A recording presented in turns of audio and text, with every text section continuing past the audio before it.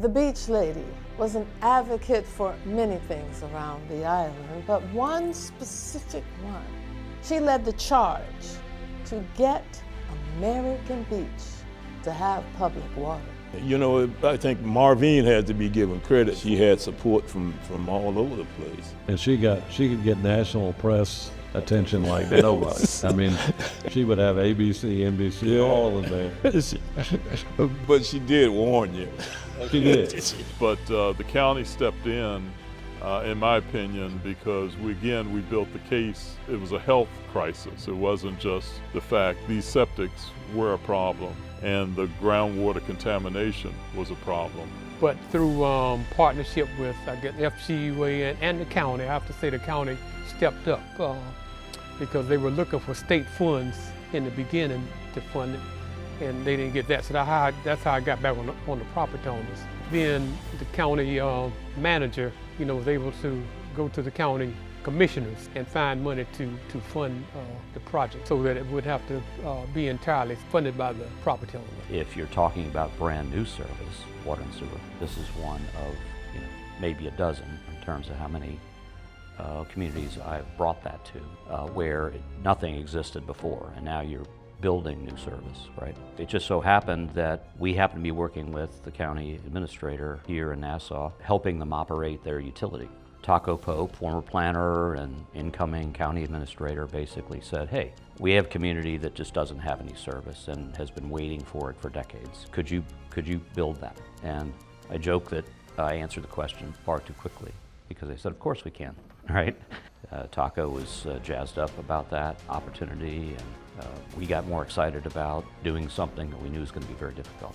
So for us, y'all did the planning and the development of it, the engineering and design, and then we were able to bid on that in the open market. And we were the successful bidders for it, but we had an advantage that other companies didn't have. We were also the operations company. So we were able to work with the operations side of it as well as do the construction side of it to really help the customers to have a smoother transition. So there are literally millions of septic tanks in the ground in Florida just because of the way it developed, usually from rural areas, and there weren't water lines. Now, if you put those two things together, let's say you don't take care of the septic tank, well, it starts to leak, and it begins to infiltrate the ground and can actually contaminate the wells. Adding to that problem is this is a community that's on the Atlantic Ocean. It's sitting between two protected environmental areas, and you've got 300 parcels that have both. They weren't inspected, they hadn't been maintained, so it was pretty certain that a bunch of the septic tanks were leaking.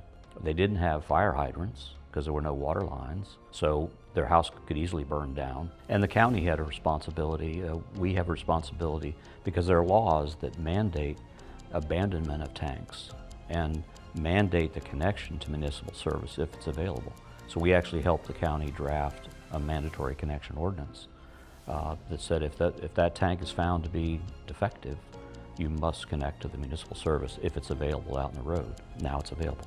In the day-to-day operations, down, so to speak, in the dirt, that is a constant moving battle. You have people ready, you have pipe on the ground, you're ready to put it in the ground, and you come across delays. Some that were just relative to that area. We dealt with a lot of turtle delays. Turtles require very specific items to be done in order to protect them. We also encountered a lot of underground unknown utilities that nobody knew existed, such as fiber optic that was marked as active, but it actually turned out to be inactive. The active lines were never even marked. We had some issues with power lines overhead where they had to be completely relocated so our lift stations could be built. A big challenge in that we worked through with the customers that they were so helpful with was, we don't know where the septic tanks are located.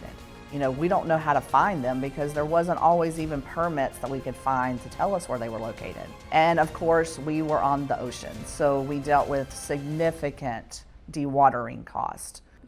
After many years of trying to solve tough problems, here was one that was pretty complicated, uniquely complicated, but desperately needed.